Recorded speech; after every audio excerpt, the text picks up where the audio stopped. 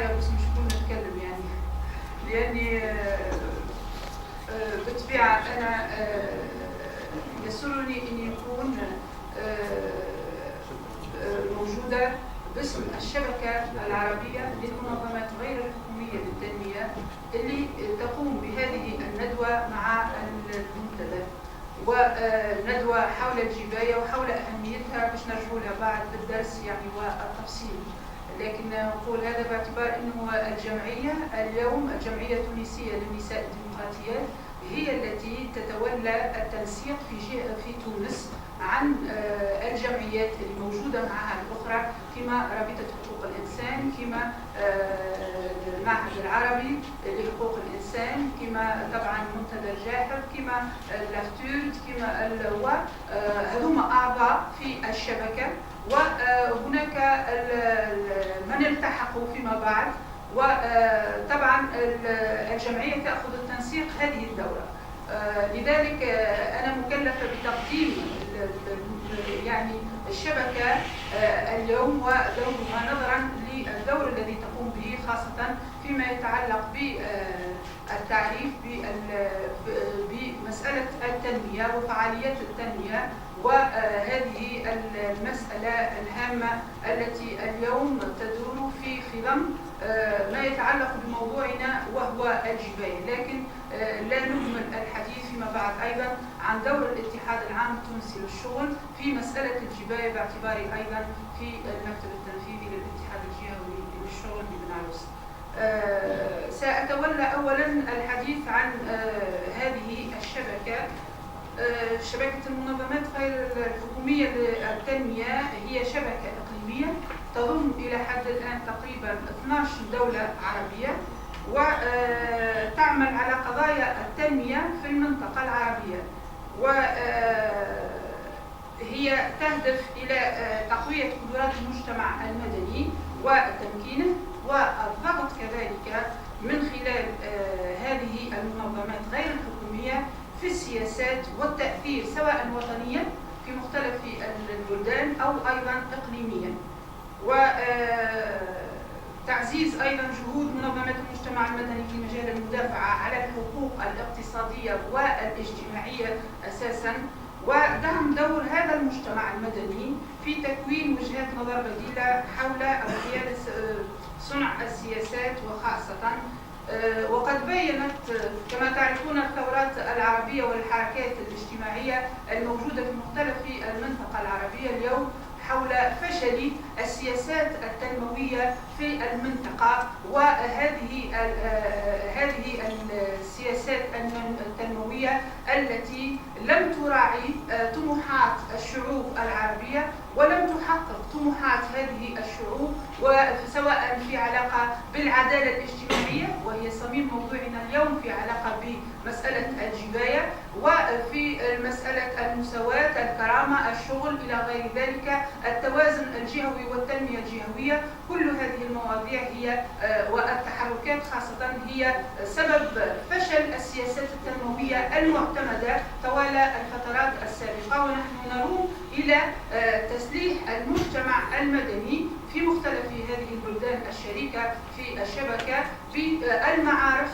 حول مسألة السياسات التنموية. وفي هذا الإطار طبعا هناك سلسلة بحوث ودراسات تقوم بها الشبكة، ولعلها تأتي الفرصة، بعضكم قد اطلع عليها والبعض الآخر تأتي فرصة للاطلاع عليها في المدة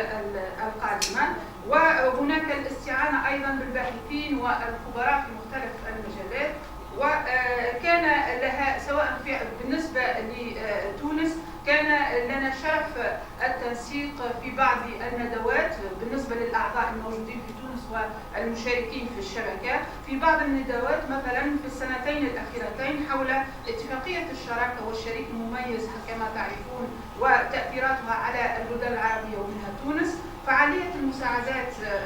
والتنمية في المنطقة ومنها تونس أيضا، دورة تدريبية حول استراتيجية المنظمات، وإضافة إلى إطلاق راصد الحقوق الاجتماعية والاقتصادية، يعني كتاب كان لنا أيضا دور في نقاشه كمنظمات المجتمع المدني المشاركين اليتيم في هذا الراصد، ولدينا نسخ منه موجودة. وتستعد أيضا الشبكة الآن لإطلاق راصد حول الحماية الاجتماعية. هذه تقريبا يعني إجمالا أهم ما تقوم به عمل الشبكة، ولذلك هي سعيدة بوجود منظمات جديدة تنتمي إليها في تونس أيضا، وتعمل في مجال الحقوق الاقتصادية والاجتماعية وحول مجال التنمية بصفة عامة. وأعود هنا أيضا إلى مسألة الجباية التي هي في صميم العدالة الاجتماعية اليوم، وصميم الموضوع والتحركات الشعبية الأخيرة التي تشهدها بلادنا هذه المدة بالتحديد، وهي ناتجة أيضا عن خيارات اقتصادية وجبائية خاطئة، كأن إذا الشغالين وكأن عامة الشعب التونسي هو اللي يلزم يتحمل تبعات هذه السياسات والخيارات الخاطئة، وليس أدل على ذلك من قانون وميزانية 2014، مشروع قانون ميزانية 2014 الذي